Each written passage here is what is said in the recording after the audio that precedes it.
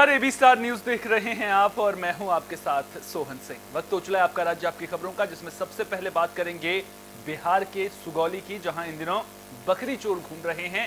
बकरी चोरों की वजह से लोगों को परेशानियों का सामना करना पड़ रहा है। आलम यह है कि कई गांवों में लोग रात भर जागकर बकरियों की निगरानी कर रहे हैं। दरअसल नगर समेत प्रखंड की कई पंचायतों में दर्जनों बकरियों और मोबाइल की चोरी का मामला सामने आया है। श्रीपुर बाजार से 2 बैलों की चोरी की जानकारी मिल रही है। लोगों का कहना है कि एक हफ्ते में ही दर्जनों बकरियां चोरी हो चुकी हैं, जिसके बाद अब ग्रामीण सतर्क हो गए हैं। लोग बता रहे हैं कि रात को चोर पुलिस की वर्दी पहनकर गांव के चक्कर लगाते हैं और फिर जहां ज्यादा बकरियां होती हैं वहां वारदात को अंजाम देते हैं।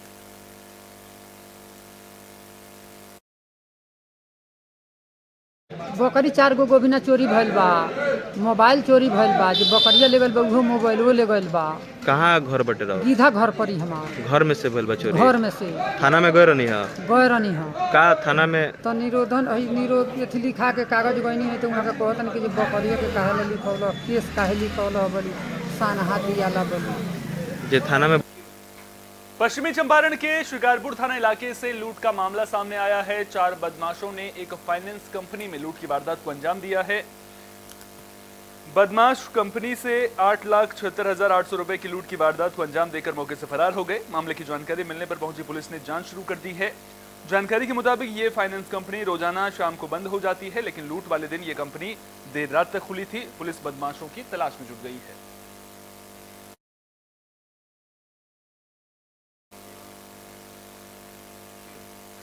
फरीदाबाद के वल्लभगढ़ से हैरान करने वाली खबर सामने आ रही है। पटवारी पर रिश्वत लेने का आरोप लगा है। आरोप है कि पटवारी म्यूटेशन के नाम पर लोगों से 1500 से लेकर 2000 रुपए तक की अवैध वसूली कर रहा है। आरोप यह भी है कि मामले का खुलासा करने पहुंचे 2 पत्रकारों के साथ पटवारी और उसके गुर्गों ने मारपीट की, जिसमें दोनों गंभीर रूप से घायल हो गए। पुलिस आरोपियों की जल्द गिरफ्तारी की बात कह रही है। मैं यहाँ 15 दिन पहले आया हूँ म्यूटेशन करवाना, तो इनने कही चैन निकाल ले। चैन निकलवा ली अब सारी। अब तो कागज हाथ में पकड़े। सुबह आदेश भी अंत बात हुई, वो यहाँ कह रहे कि 45 दिन लगे हैं वैसे तो, पर जल्दी हो जाएगा तुम्हारा काम। 300 रुपया फीस है और जल्दी हो जाएगा तुम्हारा काम, अंदर चले जाओ, खाली हैं। अच्छा, अब मैं यहाँ 2 घंटा खड़ा हूँ, कागज ही ना पकड़ के देख रहे हमारे। क्या करें म्यूटेशन के लिए? क्या करें? कुछ ना, अभी बात हुई जब यहाँ करे 1000-1500 खर्चा, कहीं ना मोटी 2-4 सरकारी फीस कितने? 300 रुपये? 300 रुपये।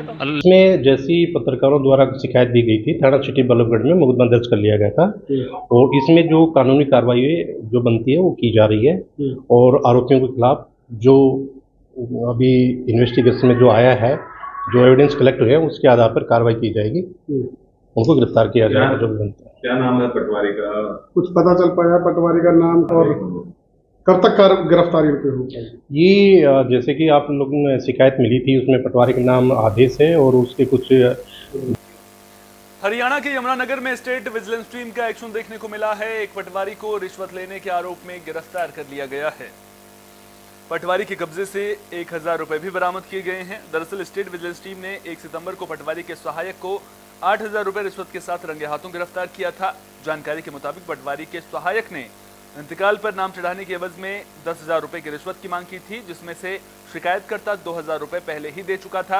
जांच में पता चला कि 2000 की जो रिश्वत ली गई थी वो पटवारी राहुल के पास है। विजिलेंस की टीम ने पूछताछ के लिए पटवारी को कार्यालय में बुलाया, जिसके बाद राहुल पटवारी को मौके पर ही विजिलेंस की टीम ने गिरफ्तार कर लिया, जिसके पास से 1000 रुपए भी बरामद कर लिए गए हैं। आज पटवारी है राहुल, जिसको गिरफ्तार किया है। कहाँ से बड़े कार्यालय में बुलाया था, उसको पूछताछ की पर 3000 गिरफ्तार किया, 1000 रुपये रिश्वत कैसे बरामद किए और अब इसको केस कर दिया, कोर्ट में जेल में छोड़ जा रहे हैं। तो इनको पहले जो सहायक को गिरफ्तार किया गया था उसी मैटर में वो 8000 रुपये रेड हैंडेड था। तो उसी केस से जुड़ा हुआ मैटर है अलग से? जुड़ा मैटर है। अच्छा, अब 1000 के रेड हैंडेड के साथ गिरफ्तार किया है। रेड हैंडेड नहीं अब। अच्छा, अब तो सिर्फ रिकवरी 2000 पहले लिए थे, उसमें से 1000 रुपये रिकवर कराया, बाकी 1000 रुपये सर दिए।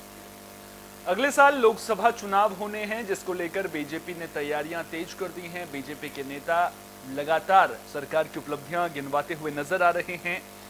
इसी कड़ी में पूर्व डिप्टी सीएम रेणु देवी, राज्यसभा सांसद सतीश चंद्र दुबे, विधायक भागीरथी देवी ने दलित समाज की समस्याएं सुनी। आपको बता दें कि उन्होंने कहा कि मोदी सरकार बिना भेदभाव के सबका विकास कर रही है। राज्यसभा सांसद सतीश चंद्र दुबे मोदी सरकार की उपलब्धियां गिनवाते हुए नजर आए। उन्होंने कहा कि दलितों और गरीबों के 5 लाख तक के मुफ्त इलाज के लिए आयुष्मान भारत कार्ड बनवाया गया है। उन्होंने आगामी चुनाव में एक बार फिर बीजेपी की सरकार बनने का दावा किया है।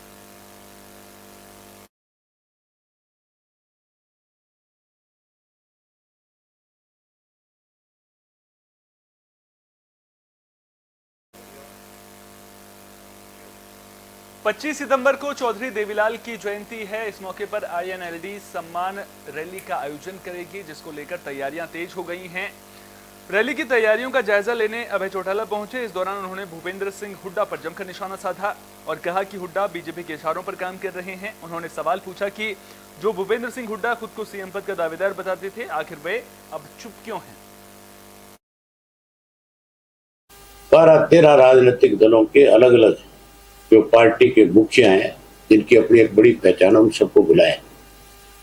लालू यादव जी है, नीतीश जी है, फारूक अब्दुल्ला साहब हैं, शरद पवार जी हैं, सीताराम येचुरी हैं, जयंत चौधरी है, सतपाल मलिक हैं, सुखबीर बादल हैं, हनुमान बेनीवाल है।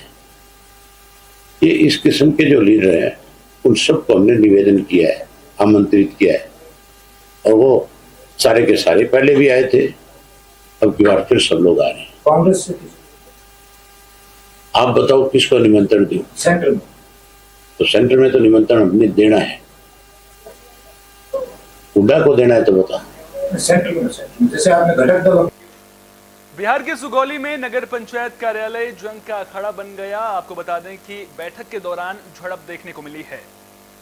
तो बैठक के दौरान मुख्य पार्षद और कार्यपालक पदाधिकारी के बीच झड़प हो गई और फिर दोनों ने एक दूसरे के खिलाफ थाने में शिकायत भी दर्ज करवाई है, कार्रवाई की मांग की है। मुख्य पार्षद नसरीन अली ने बताया कि सशक्त स्थायी समिति की बैठक में सदस्यों समेत कार्यपालक पदाधिकारी मौजूद थे। इस दौरान PM आवास योजना में कार्यालय में जमे गैर कर्मी और अनुबंध कर्मियों के रिश्वत लेने का मुद्दा उठाने पर बहस हुई। उन्होंने आरोप लगाया कि कार्यपालक पदाधिकारी रोशन कुमार ने अमर्यादित भाषा का प्रयोग करते हुए मारने के लिए हाथ उठाया। वहीं कार्यपालक पदाधिकारी ने मुख्य नसरीन अली पर अमर्यादित तरीके से बात करने और विरोध करने पर मुख्य पार्षद के पति पर बदतमीजी करने का आरोप लगाया है। उन्होंने आरोप लगाया कि मुख्य पार्षद ने उन्हें थप्पड़ भी मारा। पुलिस ने जांच के बाद कार्रवाई की बात कही है। नसरीन अली, सुगौली नगर पंचायत की चेयरमैन है। आज मेरे ऑफिस में सशक्ति मीटिंग थी। मीटिंग के दौरान मैंने एजेंडा रखे हुए थे कि आज मुझे सशक्ति कमेटी में क्या क्या लिखना है। जैसे मैं लेके गई हूँ वहाँ पे, और मैंने मनोज जी को बोला है कि मनोज जी, मेरे जो एजेंडाएं हैं आप उन पढ़ के सुना दो सबको, उसके बाद ये कुर्सी मिलेगी। उन्होंने बोला है, जैसे पढ़ रहे थे, नगर पंचायत की बैठक हो रही थी सामान्य तरीके से।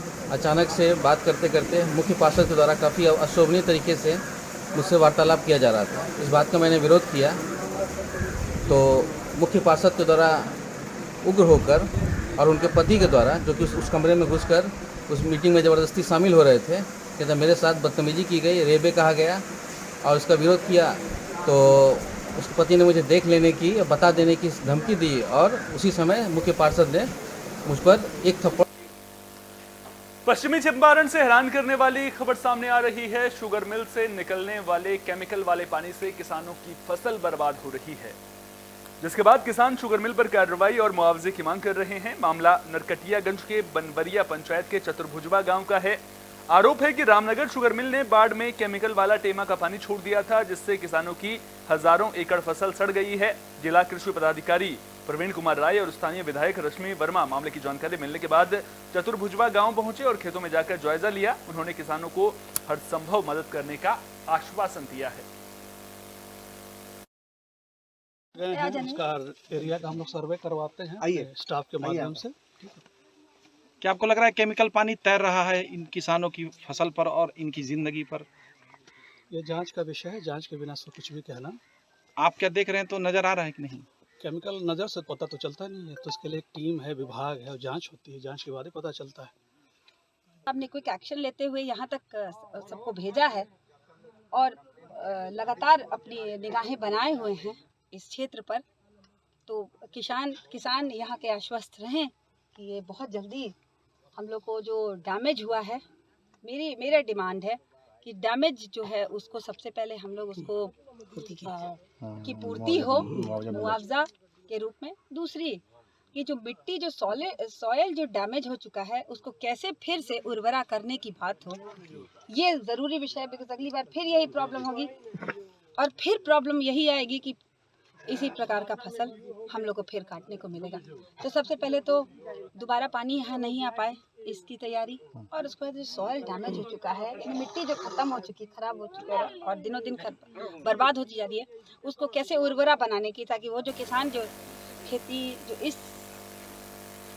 पूर्व सैनिक एक बार फिर से केंद्र सरकार के खिलाफ लामबंद होने की तैयारी कर रहे हैं। 17 सितंबर को पूर्व सैनिकों की रैली होनी है, जिसमें सरकार के खिलाफ मोर्चा खोलने की तैयारी पूर्व सैनिकों ने शुरू कर दी है। रेवाड़ी में 1 रैंक 1 पेंशन की विसंगतियों और मिलिट्री सर्विस पे समेत विभिन्न मांगों को लेकर जिले के पूर्व सैनिकों की ओर से 17 सितंबर को राज्य स्तरीय महारैली का आयोजन किया गया है।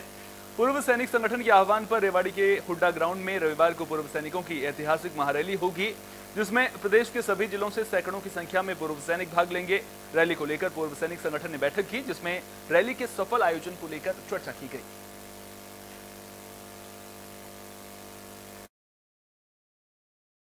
मैं कैप्टन भोलाराम यादव बालावा शहर से हूँ।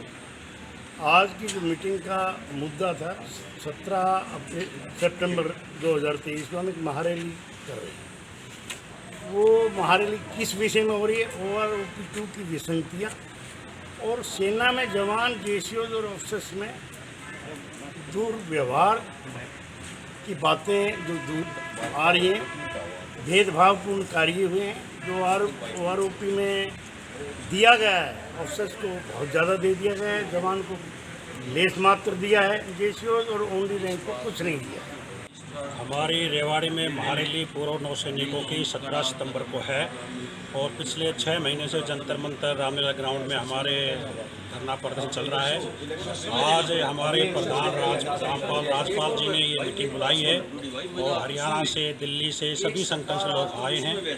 सभी का पूरा सहयोग है और जो हमारी रेवाड़ी की टीम है, हमारे प्रधान की, हमारे सीनियर के अध्यक्ष हम जो काम कर रहे हैं, हम जोर शोर से अपनी रैली की तैयारी कर रहे हैं और आने वाली 17 सितंबर को यहाँ पे कम से कम 50 से 60 हज़ार के आसपास पूर्व नौसैनिक लाखों में आएंगे और रेवाड़ी के पूर्व नौसैनिकों में जोश है। मैं सूबेदार मनजीत सिंह, गांव फूनसिका, जिला रेवाड़ी, आपके चैनल के माध्यम से ये कहना चाहता हूँ कि 2013 में जो प्रधानमंत्री के पद के लिए नॉमिनेट हुए थे, उसके बाद ये पहली रैली 15 सितंबर 2013 को प्रधानमंत्री ने रेवाड़ी में की थी। उसमें ये वादा किया था कि मैं अगर प्रधानमंत्री बना, मेरी पार्टी सरकार में आई, तो मैं 1 रैंक 1 पेंशन जो 40 साल पुरानी वादा है, मांग है, इसको मैं। बुलेटिन के आखिर में बात बिहार के गोपालगंज की भी कर लेते हैं, जहां अवैध दवा की खरीद बिक्री की शिकायत पुलिस को मिली थी। तो साधु चौक के पास एक दुकान में अवैध दवा की खरीद बिक्री की पुलिस को शिकायत मिली थी। पुलिस को शिकायत मिली थी कि दवा की खरीद बिक्री को लेकर ट्रेनिंग सेंटर भी चल रहा है। जानकारी मिलने के बाद पुलिस की टीम मौके पर पहुंची और सैंपल कलेक्ट किए। सैंपल की जांच पर पता चला कि ये हर्बल प्रोडक्ट है। दुकान मालिक ने बताया कि इस हर्बल प्रोडक्ट की ट्रेनिंग देकर नेटवर्किंग के जरिए बेचा जाता है। सूत्रों से मिली जानकारी के मुताबिक जांच के दौरान पुलिस ने कुछ लोगों को हिरासत में भी लिया है, जिनसे पूछताछ की जा रही है।